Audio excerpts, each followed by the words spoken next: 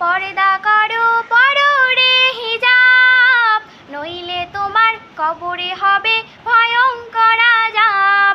ও মেয়ে তুমি পর্দা করো পরো রে হিজাব, নইলে তোমার কবরে হবে ভয়ঙ্কর আযাব। পর্দা হলো নারীর ভূষণ, ঢাকো তোমার দেহের গঠন, তোমায় দেখে পরপুরুষের নষ্ট হয় স্বভাব। ও মেয়ে তুমি পর্দা করো পরো রে হিজাব, নইলে তোমার কবরে হবে ভয়ঙ্কর আযাব।